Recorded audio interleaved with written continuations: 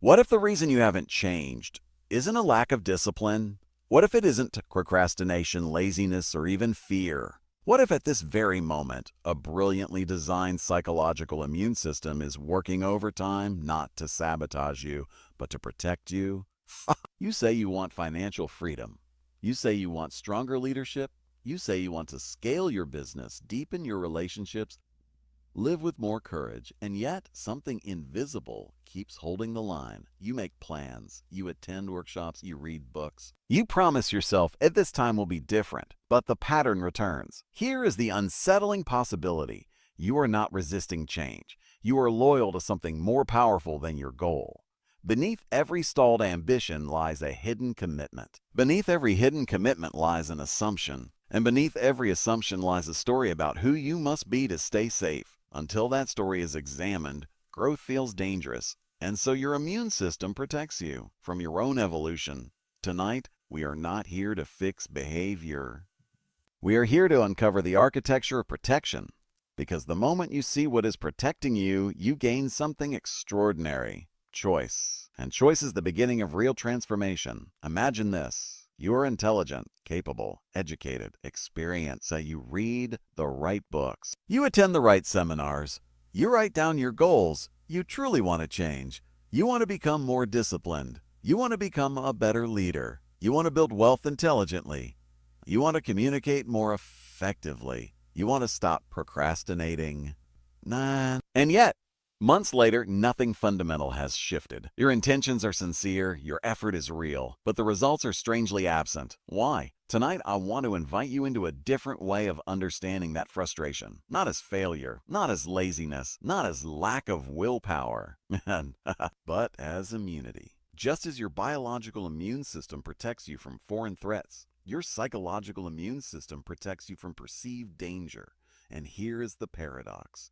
Sometimes the very system designed to keep you safe is the system preventing your growth. We call this immunity to change, and it operates silently. You say you want to delegate more at work, yet you continue micromanaging. You say you want financial freedom, yet you avoid looking at your spending patterns. You say you want to speak up in meetings, yet you remain silent. You say you want to scale your business, yet you hesitate to hire the talent that would force you to grow. This is not hypocrisy. It is protection.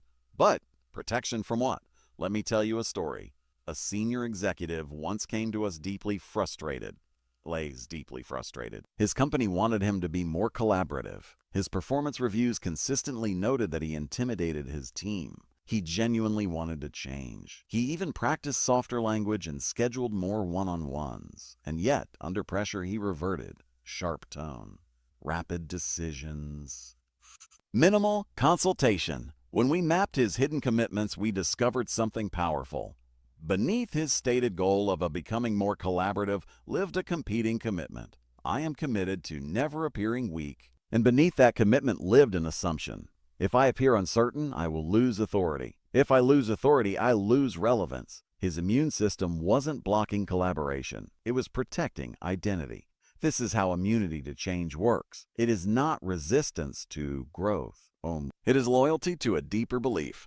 And unless that belief is surfaced, respected, and tested, change will fail, no matter how motivated you are. Now let's bring this closer to home. How many of you say you want financial independence? You want investments that work for you? You want assets instead of liabilities. You want freedom of time. But when you sit down to study markets, you feel discomfort. When you consider raising your prices, you hesitate. When you consider starting that business, you delay. Why? Because somewhere inside there may be a hidden commitment. I am committed to not risking embarrassment. Or perhaps I am committed to not outgrowing my peers. Or I am committed to staying safe. And beneath those commitments live assumptions. If I try and fail, I will be exposed. If I earn more than my family, I will be isolated. If I take risk, I might lose stability. Your immune system hears a financial freedom not as opportunity, but as threat. Threat to belonging, threat to identity, threat to control. And so it protects you. Brilliantly, consistently. Powerfully, the tragedy is not that you lack him. The tragedy is that your ambition is fighting an unseen guardian. We often say, people do not resist change. They resist loss, loss of identity, loss of control, loss of belonging, loss of competence. And so real transformation begins not with strategy, but with curiosity. Instead of asking, why am I so weak? Ask, what is my system protecting? This shift alone changes everything.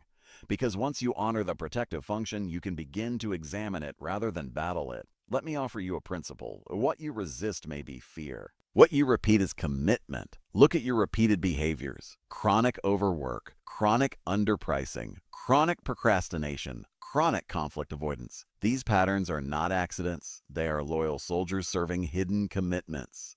Now, leadership in today's world requires adaptive growth. Technical problems can be solved with information. Adaptive challenges require transformation. You can read every book on investing and still sabotage your portfolio if you are secretly committed to avoiding visibility. You can attend every communication workshop and still remain guarded if you are secretly committed to never being vulnerable. You can want scale, but be committed to staying indispensable. Adaptive growth asks more of us than skill acquisition. It asks us to evolve. And adult development is not automatic. Biological growth is natural. Psychological growth is intentional. Most adults stop evolving internally long before they stop aging externally. They accumulate experience but not complexity. They gather credentials but not perspectives. They build income but not internal capacity. And when the world becomes more complex, economically, technologically, socially, their internal system cannot match the demands. That mismatch creates stress, and stress activates immunity. We retreat to familiar behaviors. We double down on control. We avoid experimentation. We protect the known self rather than explore the emerging self. But here is the invitation. If you can make your hidden commitments visible, you can begin to transform them. The process is not about shaming your assumptions, it is about testing them. For example, if I delegate, my team will fail. Is that universally true? Under what conditions is it true? Under what conditions might it not be? If I invest, I will lose everything. Is that based on evidence or inherited fear? If I speak up, I will be rejected. By whom? Always, in every context, transformation requires designing small, safe experiments that gently challenge your assumptions. Not reckless leaps, not identity destruction, just carefully structured tests. Because assumptions untested feel like facts. Assumptions tested become choices, and choice is freedom. Financial freedom, for example, is not only about capital accumulation.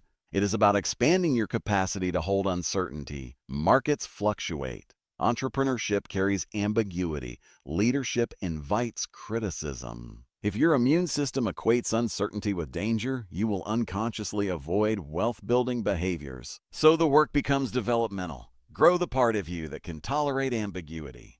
Grow the part of you that can endure temporary discomfort. Grow the part of you that can separate feedback from identity. We often say, the edge of your competence is the edge of your growth. But many people mistake the edge for threat. What if you began to reinterpret discomfort as evidence of development? What if anxiety before raising your rates was not a sign to retreat, but a sign you are stretching identity? What if hesitation before investing was not proof you are incapable, but proof that your system is negotiating safety? This is not positive thinking. It is structural understanding. You are not broken. You are protected. And once you see the protection, you can collaborate with it. In the next part, we will map the architecture of immunity itself, how competing commitments form, how assumptions harden, and how leaders can systematically dismantle the barriers preventing real transformation. Let us go deeper. If part 1 introduced the idea that you are not failing at change, you are protected from it, then part 2 is where we open the machinery and examine how that protection system is built. Because immunity to change is not mysterious, is structured. And once you see the structure, you begin to see leverage. Imagine an iceberg above the waterline, your improvement goal. I want to grow my business. I want to become financially independent. I want to be a stronger leader. I want to stop avoiding difficult conversations. These are the visible intentions. They are sincere, they are public, they are often admirable. Just below the surface are the behaviors that contradict the goal. You avoid making sales calls, you underprice your services, you delay investment decisions, you soften your message. You micromanage instead of empowering. You feel frustrated by these behaviors because they seem irrational. But beneath those behaviors lies something more powerful: competing commitments.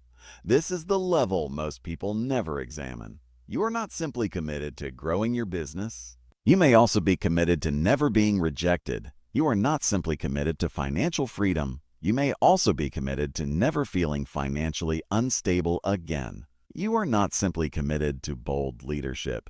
You may also be committed to never disappointing others.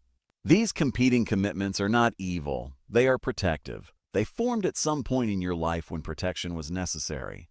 Perhaps you learned early that visibility led to criticism. Perhaps you experienced financial instability that created a vow: and never again.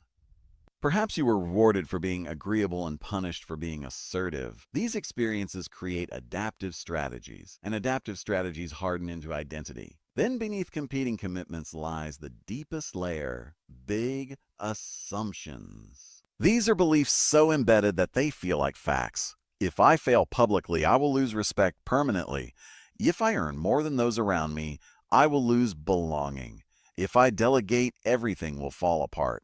If I charge premium prices, people will think I am greedy. These assumptions are rarely examined, yet they run the show. And here is the breakthrough insight: your behaviors make perfect sense when viewed through the lens of your hidden commitments and assumptions. Perfection is not the goal. Coherence is. When you map your immunity, you stop fighting yourself and start understanding yourself. Let me illustrate. Consider someone who says, "I want to build wealth." They read investing books, they attend seminars, they speak confidently about financial freedom, yet they never actually invest. When we map their immunity, we might uncover a competing commitment. I am committed to never feeling out of control financially, and beneath that, an assumption: if I invest and the market drops, I will feel the same helplessness I felt in childhood. Now their inaction makes sense. It is not ignorance, it is protection. So what is the path forward? Not forcing investment, not shaming hesitation, but designing a safe experiment. Perhaps investing a small, non-threatening amount. Perhaps studying volatility data to test the assumption. Perhaps speaking with experienced investors to broaden perspective. Immunity weakens not through confrontation, but through evidence. Assumptions collapse when reality gently disproves them. Now let's connect this to leadership. Organizations constantly push for change, new strategy, new culture, new systems, but leaders often underestimate how deeply immunity operates at every level. A company may say it wants innovation, yet reward predictability. It may say it values feedback, yet punish dissent subtly. It may say it wants ownership, yet micromanage decisions. The collective immunity of the organization mirrors the individual immunity of its leaders. If you as a leader are secretly committed to always appearing competent, you may resist asking for help. If you are secretly committed to avoiding conflict, you may tolerate underperformance. If you are secretly committed to control, you may sabotage delegation. Leadership growth requires internal complexity. The world is becoming more complex. Financial markets are more volatile. Technology evolves faster. Industries transform overnight. If your internal system is rigid, you will experience constant threat. Rigid systems survive in stable environments. Adaptive systems thrive in changing environments. Adult development research shows that many high achievers plateau not because of lack of skill, but because of lack of internal evolution. They rely on the same mindset that once brought success, but what once protected you can later constrain you. The discipline that built your business can later prevent you from scaling it. The frugality that saved you early on can later prevent you from investing boldly. The independence that made you strong can later prevent you from building partnerships. Growth requires loosening identity. An identity feels sacred, so your immune system resists. Let us introduce a principle. You cannot out-strategize an unexamined assumption. You can create the best financial plan in the world. But if you secretly assume that wealth corrupts people, you will sabotage your earnings. You can build the perfect marketing funnel. But if you secretly assume that visibility invites attack, you will undermarket. You can hire the best team. But if you secretly assume that others cannot be trusted, you will suffocate them. So the real work of transformation is developmental.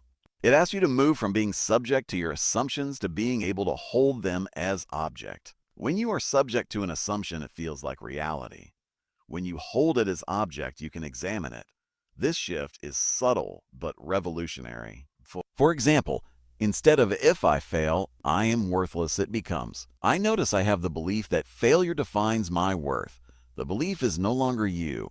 It is something you can test. Now let's integrate financial freedom into this developmental frame. Financial independence requires long-term thinking. It requires tolerating delayed gratification. It requires strategic risk. It requires learning from loss. If your identity is fused with short-term security, long-term investing will feel threatening. If your identity is fused with external validation, entrepreneurship will feel dangerous. If your identity is fused with certainty, innovation will feel destabilizing. So financial growth and psychological growth are intertwined. You cannot sustainably build external wealth without expanding internal capacity. And here is something important. Immunity is intelligent. It kept you safe once, so do not attack it. Thank it, then update it, because the assumptions formed in one stage of life may not serve the next. The child who learned to stay small to avoid criticism may now need to become visible to lead. The employee who learned to follow instructions may now need to take strategic initiative. The saver who avoided risk may now need to invest strategically. Growth is not betrayal of your past. It is evolution beyond it. In the next part, we will explore how to actively dismantle immunity, how to design transformative experiments, how to expand mental complexity, and how leaders can intentionally evolve rather than unconsciously repeat. Now we move from awareness to transformation. Understanding your immunity is powerful, but insight alone does not create change. Many brilliant leaders can articulate their competing commitments perfectly and still remain stuck. Why? Because awareness without experimentation keeps immunity intact. The immune system does not collapse because you understand it. It relaxes when it experiences safety and new behavior, and this is where development becomes practical. Let me tell you something critical. Lasting change is not about intensity. It is about design. When people attempt transformation, they often make one of two mistakes. They either go too big, dramatic resolutions, sweeping reinventions, public declarations, or they go too vague. I'll try to be better. I'll be more disciplined. I'll invest more. Both fail. Immunity thrives in ambiguity and overwhelms in extremity. What weakens immunity is carefully structured experiments. An experiment is not a leap, it is a test, and tests generate data. Remember this principle. You cannot argue an assumption away, you must disconfirm it. Suppose your hidden assumption is, if I delegate, the quality will collapse and I will be blamed. Instead of suddenly delegating your most critical project, you design a low-risk test. Delegate a contained task. Define clear metrics. Allow space for feedback. Observe the result. The goal is not perfection. The goal is evidence. If the task is completed competently, your assumption weakens slightly. If it fails, you refine process, but you gather real data instead of living in imagined catastrophe. Transformation happens at the speed of evidence. Let's apply this to financial growth. Imagine someone whose hidden assumption is, if I invest, I will lose control. Rather than investing their entire savings, they create a small experimental portfolio. They track it. They study fluctuations. They notice emotional reactions. They learn that volatility does not equal destruction. Gradually, tolerance expands. Capacity grows. The immune system recalibrates. Financial freedom is rarely blocked by ignorance alone. It is blocked by untested fear, and fear dissolves under structured exposure. Now let's talk about mental complexity. As adults, we often operate from a mindset that once made sense, but now limits us. Early in life, we may define ourselves by external validation. Approval equals safety. Criticism equals danger. Later, that same framework prevents bold leadership. We hesitate to speak unpopular truths. We soften necessary feedback. We underprice our expertise because the old identity says, belonging matters more than standing out. Development requires moving from being shaped by expectations to being guided by internal principles. This does not mean becoming rigid. It means becoming self-authored. When you are self-authored, you can hear criticism without collapsing. You can change strategy without losing identity. You can adjust investments without panicking. You can admit mistakes without self-destruction. This stage of development is essential for high-level leadership and sustainable wealth building. Markets fluctuate. Teams disappoint. Plans fail. If every setback threatens your identity, you will shrink from growth. But if your identity can hold contradiction, success and failure, praise and critique, you become anti-fragile. And anti-fragility is leadership power. Now here is something subtle but essential. Immunity to change often protects not just fear, but virtue. For example, a leader may avoid scaling aggressively because they are committed to treating employees ethically. An entrepreneur may hesitate to charge more because they are committed to fairness. A manager may avoid difficult feedback because they are committed to kindness. These are honorable commitments. But when hidden and unexamined, they can create unintended consequences. Ethical leadership does not require smallness. Fairness does not require underpricing. Kindness does not require avoidance. The work is not to discard values. It is to refine them. Ask, what higher version of this value serves growth? For instance, instead of if I charge more, I'm greedy, it might become, if I charge appropriately, I can invest more in quality, growth, and contribution. Instead of if I give hard feedback, I'm unkind, it becomes if I give clear feedback, I help others grow. Your immunity often confuses discomfort with harm, but discomfort is not harm. It is development, and development is rarely comfortable. Now let us speak about time. One of the strongest immunities in modern life is urgency. I don't have time. I'll focus on growth later. I'll invest when things calm down.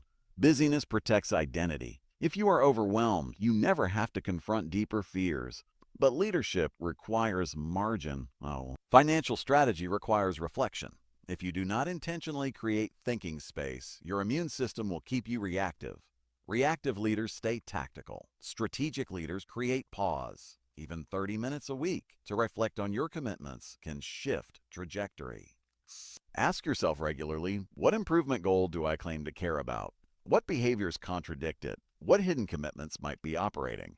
What assumption could be driving this? Then design one small test, not to prove yourself wrong, but to learn. Learning dissolves rigidity. Rigidity feeds immunity. Flexibility feeds growth. Now let's bring this to generational wealth and leadership impact. If you build financial success without developmental growth, stress will magnify weaknesses. Money amplifies who you are. Leadership amplifies who you are. If you have not examined your hidden assumptions, wealth may intensify insecurity. Power may intensify control.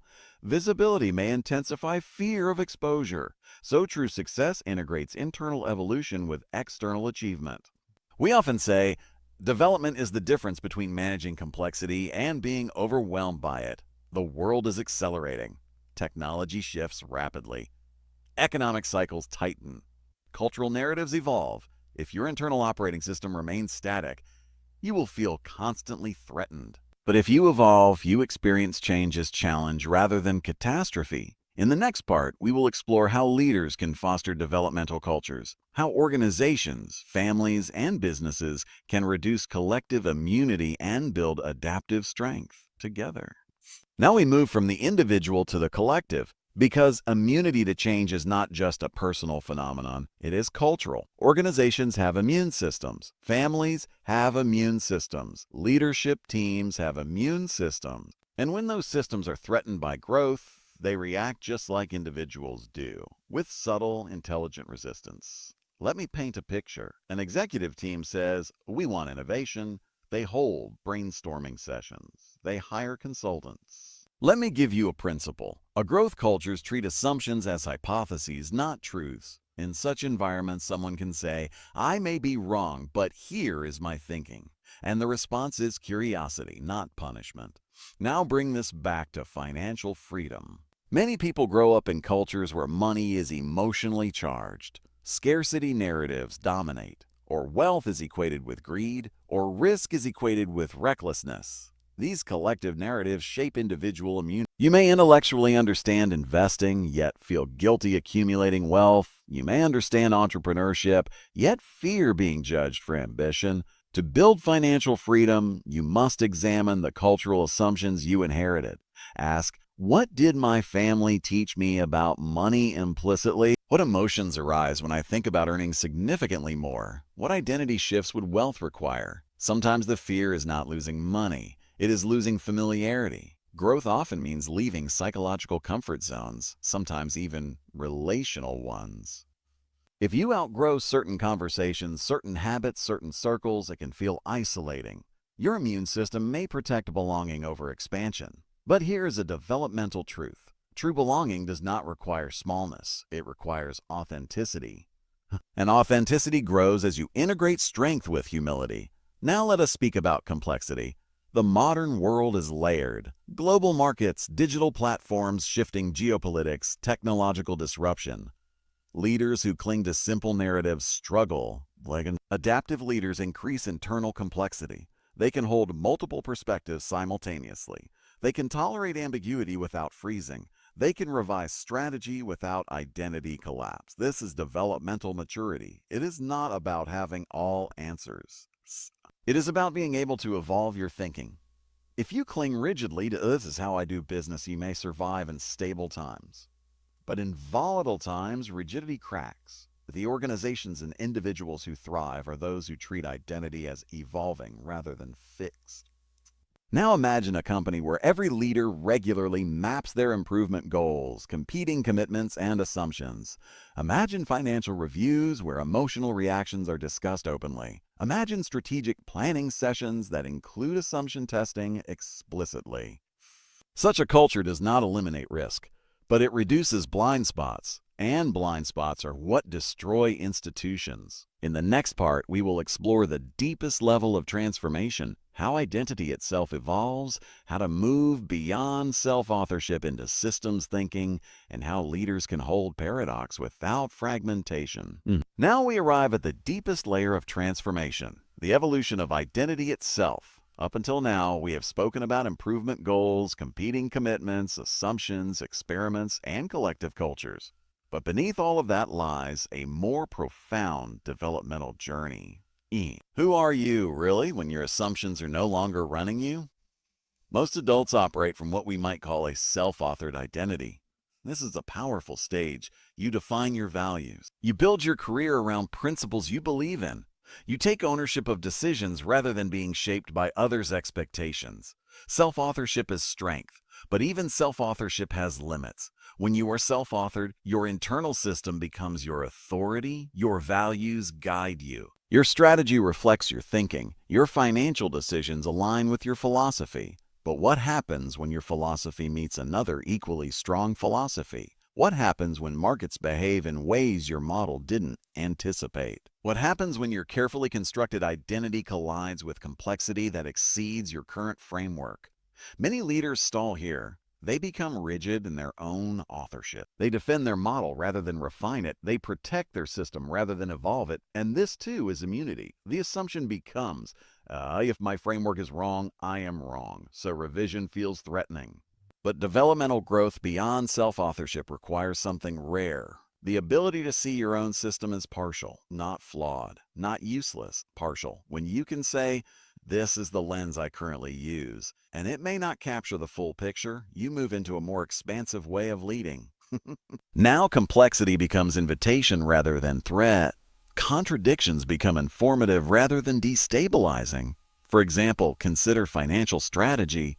A self-authored investor might say, I believe in long-term value investing. I ignore short-term noise. This is a strong framework. But what if geopolitical shifts alter long-term assumptions? What if technological disruption reshapes industries faster than historical patterns suggest? If identity is fused with strategy, adaptation feels like betrayal. But if identity includes flexibility, strategy evolves without collapse. This is higher-order thinking. It is the ability to hold paradox, to be decisive and open, to be confident and curious, to be principled and adaptive, The world we inhabit now demands this level of development. Binary thinking collapses under complexity. Rigid certainty fractures under volatility. Adaptive maturity integrates multiple truths at once. Let me give you an example. You can pursue financial freedom while remaining deeply relational. You can scale a business while maintaining ethical commitment. You can hold long-term conviction while adjusting short-term tactics. But only if your identity is not dependent on being right. Many immunities persist because being wrong feels annihilating. So leaders double down, investors cling, entrepreneurs refuse feedback, parents impose rigidity, but development invites humility, not self-doubt, not insecurity. Humility says, my current model got me here. It may not get me there. This mindset transforms failure. Failure becomes feedback. Market losses become data. Conflict becomes perspective expansion. Criticism becomes insight. When identity can absorb feedback without fragmentation, growth accelerates. But now let us speak about systems thinking. When you evolve developmentally, you begin to see patterns beyond individuals. You see how financial systems interact with psychology. You see how organizational culture shapes behavior more than incentives alone. You see how family narratives influence risk tolerance across generations.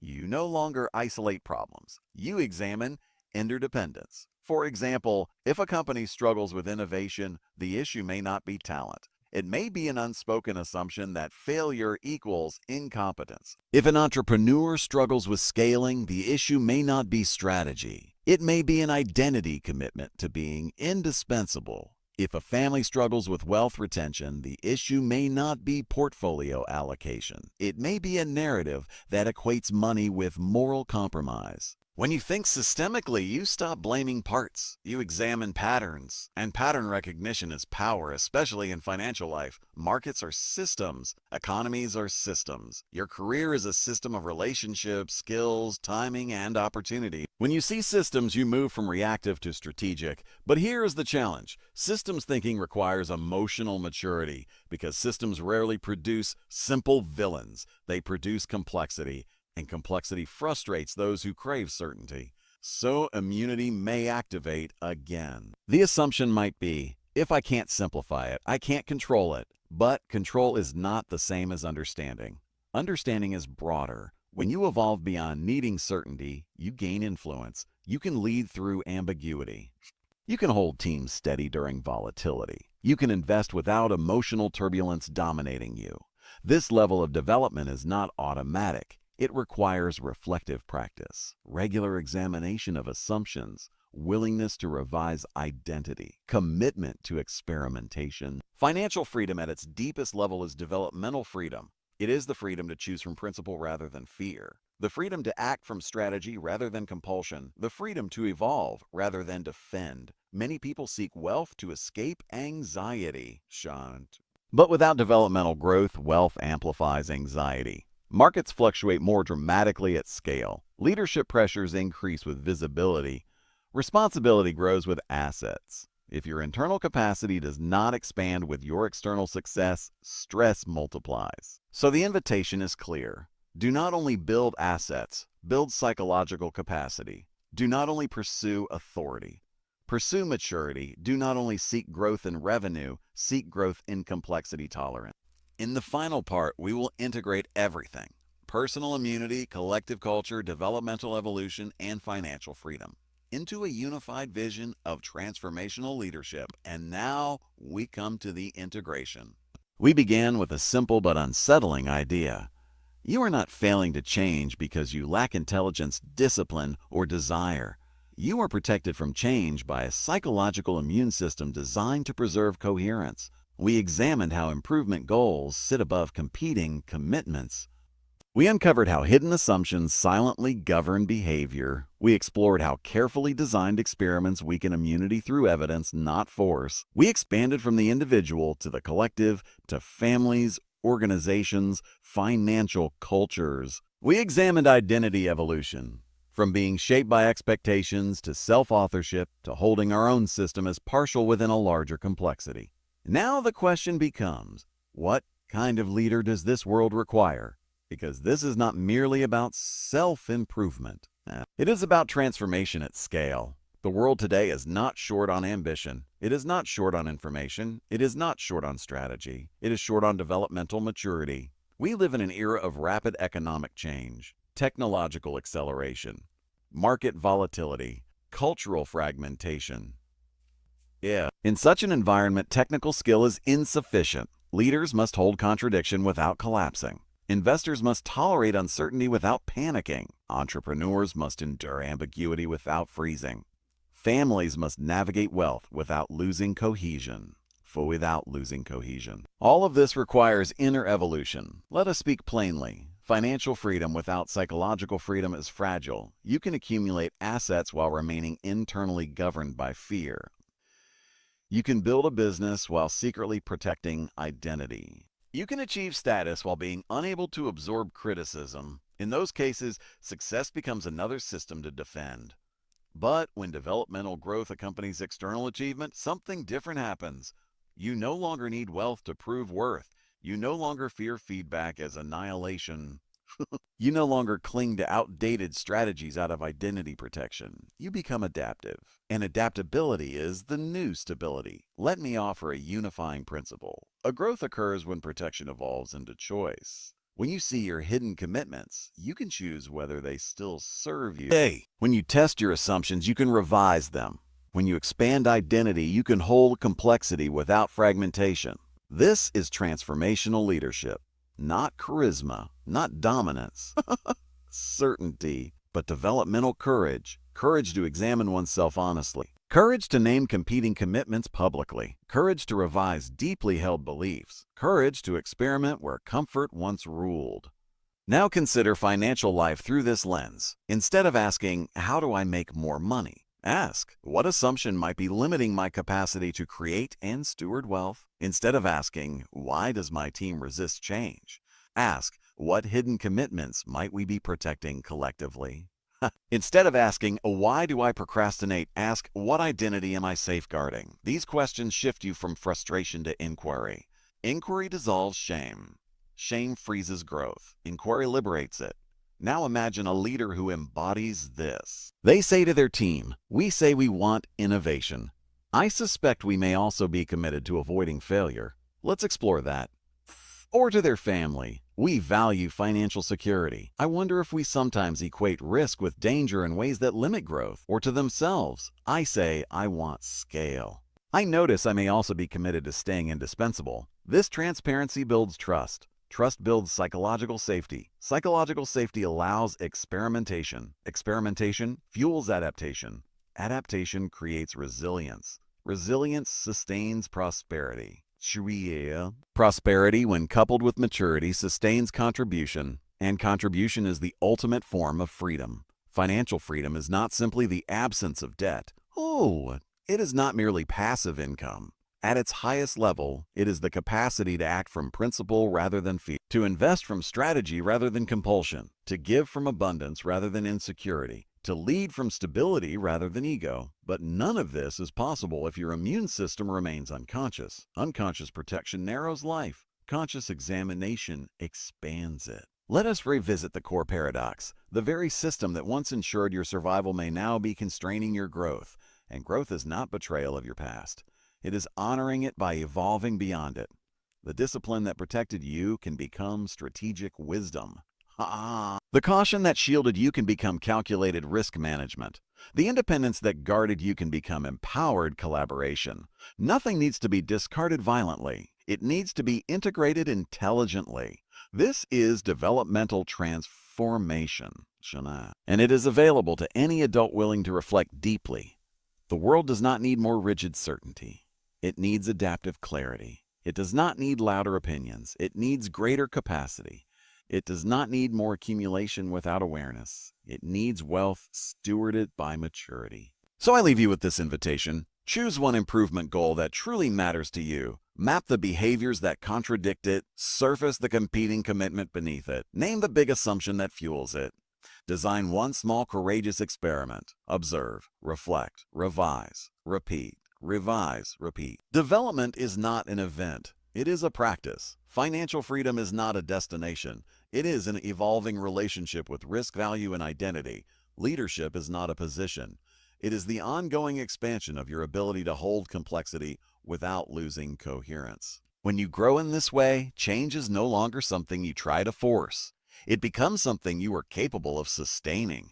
And when enough individuals evolve developmentally, cultures shift, organizations adapt, families flourish, wealth becomes generative rather than corrosive. And change is no longer an enemy to resist. It becomes a partner in transformation. The immunity that once protected you becomes wisdom.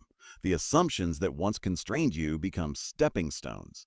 And the life you once hoped to build becomes something you can consciously create. Not by overpowering yourself, but by understanding yourself and choosing to grow anyway.